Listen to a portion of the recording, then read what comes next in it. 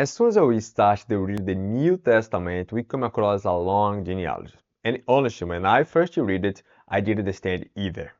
Matthew lists many names start with Abraham and end with Jesus. Yet, first glance, it's easy to get lost in all the generations. But behind this name, there are incredible revelations. In this video, I want to share one that deeply impacted my heart, the presence of four women in this genealogy. Women who, according to human standards, may have been seen as unworthy. Okay guys, the first woman is Tamar. Tamar was married to the first son of Judah, one of the 12 sons of Jacob. Was a wicked, and God took his life.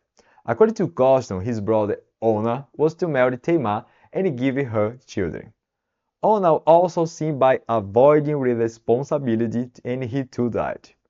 Judah was afraid of losing another son, so he delayed giving his third son, Shelah, to Tamar.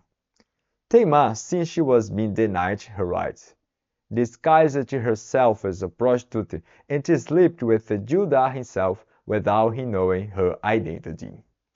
She became pregnant with twins, and when Judah found out, he first condemned her until she proved that he was the father. What we learn in the story? Tamar took the bold actions for justice and surviving the world that limits women's rights. She's included in the genealogy of Jesus, showing the God's graces and ability to work through messy, imperfect human situations.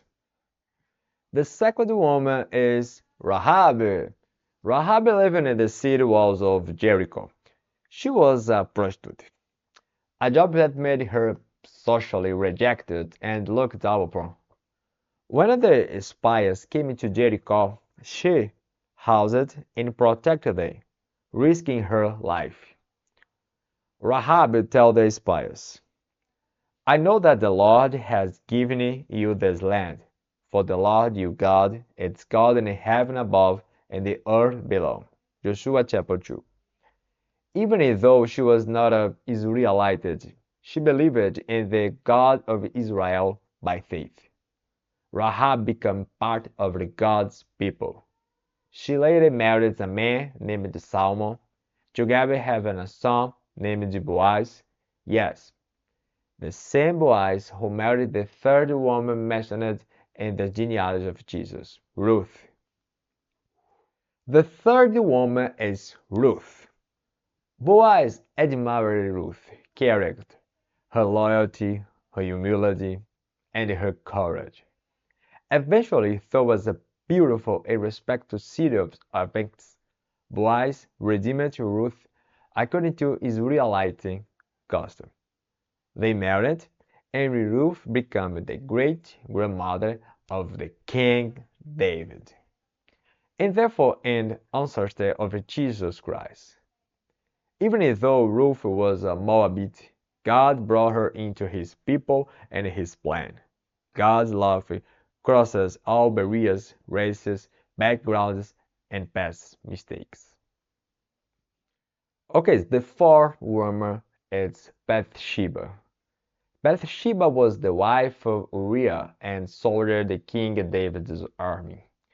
One day while Uriah was away at war, King David saw Bathsheba bathing on the rooftop.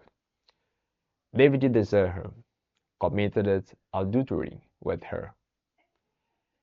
And when she became pregnant, he arranged for Uriah to be killed in the battle of to cover up. You can read this in 2 Samuel 11. After Uriah's death, David married Bathsheba. However, their first children together died as a consequence of David's sin. Later, Bathsheba and David had another son, Solomon, who would become a great king and part of the lineage leading of Jesus. Bathsheba's story began with pain and injustice, but it didn't end there. Even when people sin or other wrong us, God can bring restorations and purpose. David's and Bathsheba's sins had heavy consequence, but God's forgiveness and faithfulness continued. No failure is too big for God's mercy. When Matthew included these four women, he sent us a clear message. God's grace is bigger than human failure. The Messiah family tree includes broken, hurt people, because he came to save them, and all of us. Bathsheba remembers that all the worst moments don't define our future when we surrender our lives to God's hands. So, I want to remind you, no matter your past, no matter your scars, God's grace can redeem your life too. Surrender your story to Him and trust us.